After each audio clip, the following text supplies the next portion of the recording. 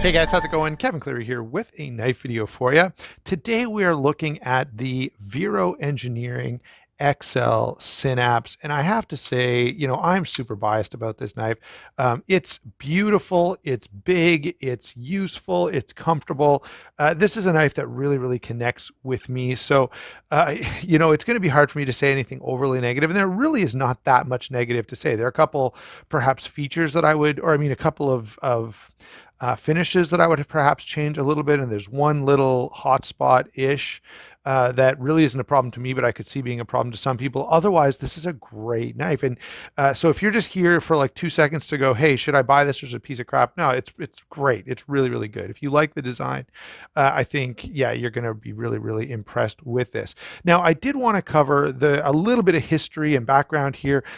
Vero has been around for a few years. We started to see the Impulse, which last time when I did my first impressions video, I think I called it the Fulcrum. The Fulcrum is the little Vero pry bar that you see around pretty frequently. The Fulcrum is pretty cool looking as well, but it's not a knife. So uh, thank you for whoever corrected me on that. The Impulse was the first one. And in fact, the first time I became aware, someone offered me an Impulse in trade, and I can't remember what it was for, but I didn't love the Impulse. However, the Synaps I really, really enjoy. And I didn't dislike the Impulse, don't get me wrong, but I wasn't willing to make the trade. There was just something, I don't know, the blade shape I wasn't just madly in love with. This blade shape, however, I definitely like quite a bit more. These are built by Best Tech and really well built by Best Tech. I have to say, guys, that this is a bit of an aside. I don't love a lot of Best Tech's designs, and that's what puts me off of them as a company most of the time. They tend to do really good work, and I think over the last couple of years that I've handled different Best Techs, it's been getting progressively better, and certainly this is fantastic. It's better than any of the Best Techs that I can ever remember handling. So I've got to give some credit where credit is due there. The manufacturing on this is really, really on point. And so let me just go out and say that first off. Last point by way of introduction is if you want one of these or other things from Vero, just give them a follow on Instagram. They tend to share when various things are going to be available and when pre-orders are coming up and all of that. So, well, these are not just widely available. You can't just be like, oh, I want that knife today and go out and buy it. They're fairly available. All right. And Joseph Vero tends to be, everyone I know who's dealt with him is quite impressed with him. And so if you reach out to him on social media, I think you'll have a good experience that way as well. So there you go. I will point out one last thing. I have a lot of Canadian viewers. Thank you so much, guys. Vero does have a proxy to get things to Canada, so you can order these and we can get them up here north of the border, which is fantastic. So let's go ahead and start talking about some of the things I like about this knife and a couple little things that I'm not in love with. And by the way, most things I definitely do like. So first off, the design is really, really great. It's no wonder that these are so popular because it is a cool looking knife. The balance between visual interest and not being too busy and overly done, and having this Vero aesthetic that's very noticeable across their lineup. I think the who I would say it didn't matter who was building this, whether this was we or Riyadh or Best Tech or whoever else. I think a lot of the things that make this fantastic are brand consistent, and the looks of these knives and even their folder, even their pry tool kind of fits the aesthetic, but the look is really, really cool. And it's like they're able to pull off sort of an almost industrial look without making it too, I don't know, without making it too weird or like it fell off a spaceship or something like that. It's really, the design here is the story. It's really nicely done. Um, not only is the design really well done, you could have this overall footprint, but get a lot of details wrong, and the details are also really well done on these. And I'm assuming, I haven't, frankly, I didn't go out and look up every single Vero model and every single review that anyone did, but given the time I've spent with this, and given the other people that I talk to regularly who've checked these knives out, it sounds to me like Vero Engineering gets the details right pretty consistently. Now, this is an XL, so there is a smaller version, but this one in particular is 8 and 7/8 overall. So this is not a small knife. 3 and 13/16 on the blade, 5 inches closed. All right. So nothing to sneeze at. 4 3/4 inches of grip area. And I tend to find myself gripping up here with my finger close. You can take a lower grip as well. And you can see even in the lower grip, there's lots of room left. So this is definitely a knife that's going to work for anyone, no matter kind of how large they happen to be or how big their hands happen to be. And it weighs in at 5.65 ounces, which for almost a 9-ounce knife is not a thing. Like, that's totally acceptable. Of course, coming from me, yes, I love this size. And you got lots of blade, you got lots of real estate for your grip. It carries quite well. The shape of this with the contouring does make it more comfortable in pocket. It seems to go in and out of pocket really well. I mean, I had someone ask me specifically about the pocket clip. And as I look at the clip, and in my efforts of taking this in and out of pocket, I'm like, how did anyone have a hard time with this? But apparently, someone asked me about it. They were concerned, or they'd heard something. I haven't heard the same thing. And in my time and my carrying of this, it was just fine. All right, moving on to the blade. We have a flat ground stone washed blade. All right, really nice top swedge here. Stonewash finish. It's a fairly heavy stonewash, and then we've got this sort of rectangular cutout to spidey flick the knife. It does work really, really well. In terms of blade, I definitely like this. However, I have seen some of these done with a hand rubbed satin. And look, if there's an option between satin and stonewash, I'm always going to go satin. It's beautiful. All right, so I've got to say that right off the bat. I would have picked a different blade finish, but this is totally fine. It is M390. In terms of the size on this, it's 156 thousandths stock, and it's only 15 thousandths behind the edge. It's a very high flat grind, so guess what, guys? This cuts really, really well. And when I talk about, I had made the point, I believe, in my first impressions about the fact this was pretty well balanced. Here's one of the great things. This flat grind and hefty blade stock means, yeah, this is a blade that inspires a lot of confidence. It feels strong. It feels capable. However, well, that's absolutely true. It also slices like a dream. All right, so tons of cutting edge here, nice and thin. This cuts really, really well. Even if you're doing, apples or carrots or any of those hard vegetables that tend to break, if you have a blade stock that's too thick, it works really well even in that situation. So great knife, very, very nice cut for, cutting stuff. Do I prefer a hollow grind? Yeah, and I haven't changed my mind on that. But this is well done. Okay.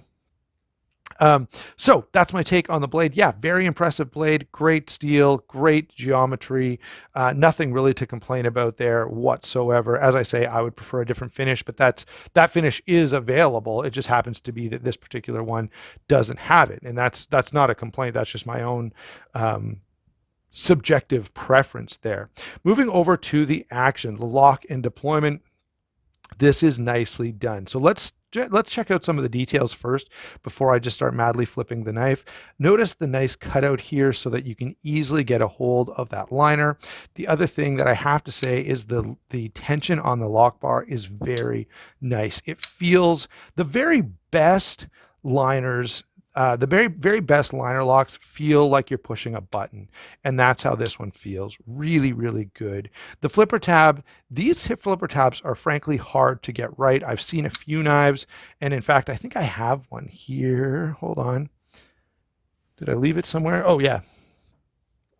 So I just want to bring in a couple of other examples right now. So here's a flush flipper on the Kaiser Lat Vind, and here's a flush flipper on the Real Steel Akuma. And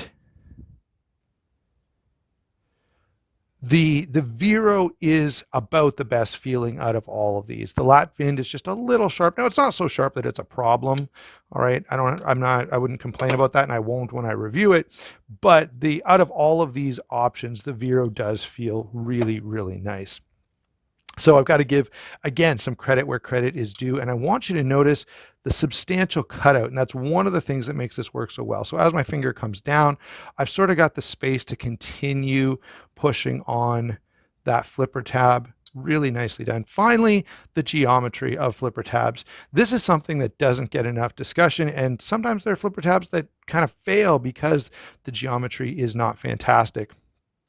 You want the flipper, generally speaking, above the pivot. So here's the line of the pivot. Here's where the flipper is.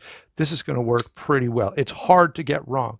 If you move that flipper down lower, all right, it can still work, but there's a much higher chance that it's not going to work as well, or it's not going to work as nicely and easily as it will if you keep it up nice and high. So they've done a great job with that.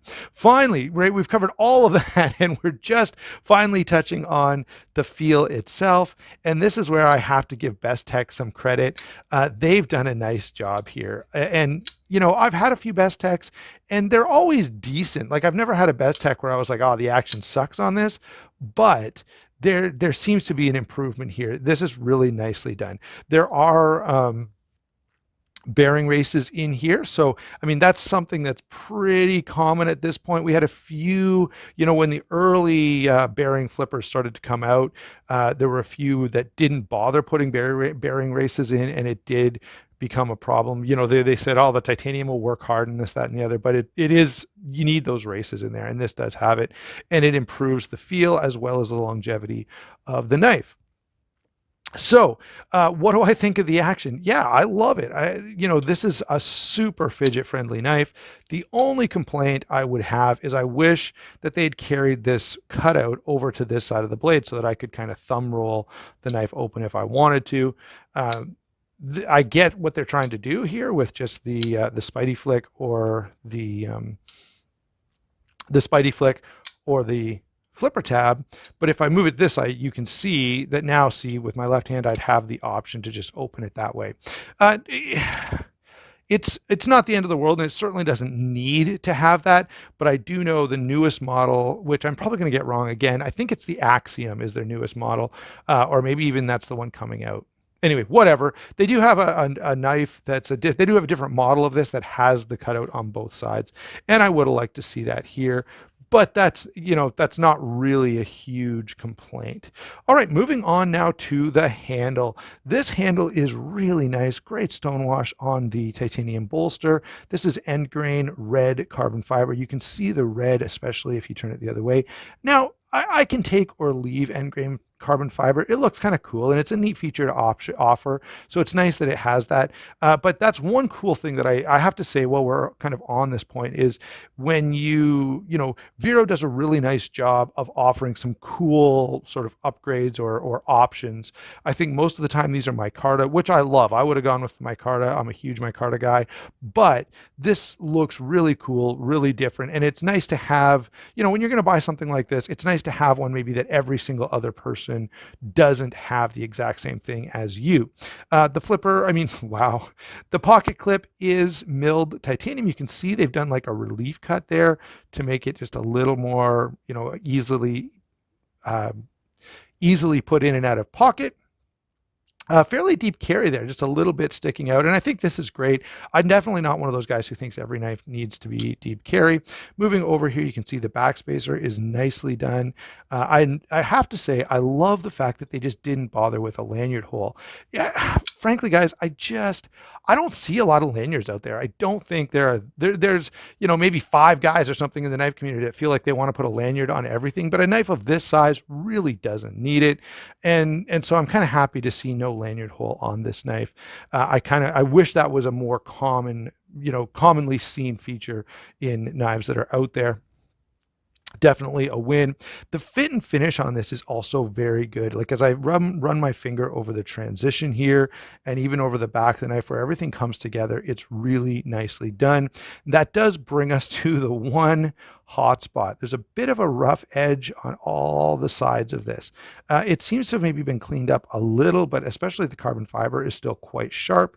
Now, in actual use, and I really guys did debate about making much of an issue of this because in use and in different grips, I really don't find it to be a problem. However, I know there are different hand sizes and different hand shapes out there, and just the fact that this is a little sharp could be a problem for some of you who are watching. So I wanted to throw it out there, but I will, but what I'm going to say it while also pointing out that when I was testing and using this, I did not even feel it. Like I've only noticed it by looking, not by actually, hey, I'm cutting something and I go, something's uncomfortable. That was not the case. I also had someone mention that the pocket clip could be uncomfortable. And again, I did not get that at all. Maybe that's just me. Maybe if you have a particular hand size, it would be a bit more of an issue. So ergonomics, are pretty darn good. It's not an 80-10, right? It's not the most comfortable knife I've ever handled, but it's certainly very comfortable and a knife that feels like when I pick it up, I want to use it to cut some stuff and get some work done. So that's basically what I'm looking for. Now, I want to do some comparisons here. I have a few different comparisons. One, this fits into the sort of low number production collaboration. You're mostly going to have to like pre-order these. The price point is not crazy. So I know I'm not comparing sort of apples to apples exactly here. I think these were 350 US and these are 300 or maybe a little under 300 US. This is, by the way, the Brian Nadeau Evo Typhoon. What else have I got for sort of production? Oh, collaborative efforts. We've got the Laconico Old Guard. Okay, so this is the sort of genre that this fits into. They're well made, high end EDC style knives. Done sort of in smaller batches. They can be a little bit harder to get your hands on. And I really like this genre of knife. I really do. I'm not a custom knife guy, but when I can get a custom design that's really well built, overseas does cut the cost, which I think is appealing for a lot of people. So I just wanted to throw some of these in there to point out that, this is a pretty, it's an area of the knife marketplace that I do kind of enjoy. I guess I will throw in, this is just more of a production collaboration. This, of course, is the Artisan Centauri, designed by Ray Laconico as well. A significant price difference in there. What else have we got? Some titanium frame locks that I'll show you in comparison. Here is the Riot built Riot Torrent. I guess I should throw a pair of 2 in there just because everyone's familiar with it.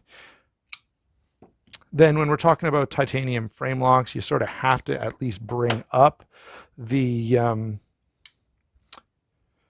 Chris Reeve knives. This happens to be the Inkosi, but fill in the blank here. This could be a Savenza. This could be various other well-built titanium frame locks.